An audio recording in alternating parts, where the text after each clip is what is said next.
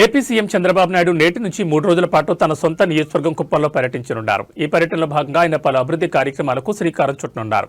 ఈ రోజు గుడిపల్లి మండలంలోని అగస్త్య ఇంటర్నేషనల్ ఫౌండేషన్ ప్రాంగణంలో టీచర్ ట్రైనింగ్ సెంటర్ భవన నిర్మాణానికి ఆయన భూమి పూజ చేయనున్నారు. అనంతరం కుప్పం మున్సిపాలిటీలో నూతనంగా నిర్మించిన ప్రభుత్వ గ్రంథాలయంతో పాటు యువతకు నైపుణ్య శిక్షణ అందించే ఆదిత్య బిర్లా నైపుణ్యాభివృద్ధికి కేంద్రాన్ని సీఎం ప్రారంభించనున్నారు. అక్కడి నుంచి చారిత్రక నేపథ్యం ఉన్న కంగుందికి చేరుకుని అక్కడ చేపట్టిన హెరిటేజ్ సైట్ డెవలప్మెంట్ వర్క్స్ ను సాహస క్రీడా ప్రియుల కోసం ఏర్పాటు చేసిన బౌల్డరింగ్ పార్క్ ను ప్రారంభించనున్నారు. ఇదే క్రమంలో దేశభక్తిని చాటేలా కంగుందిలో ఏర్పాటు చేసిన 100 అడుగుల ఎత్తైన భారీ జాతీయ జెండాను సీఎం చంద్రబాబు ఆవిష్కరించారు. ఈ 3 రోజుల పర్యటనలో సీఎం స్థానిక ప్రజల సమస్యలను అడిగి తెలుసుకోవడంతో పాటు నియోజకవర్గంలో జరుగుతున్న వివిధ అభివృద్ధి పనులను స్వయంగా పర్యవేక్షించనున్నారు. సీఎం రాక సందర్భంగా అధికారులు కుప్పంలో కట్టుదిట్టమైన ఏర్పాట్లు చేశారు.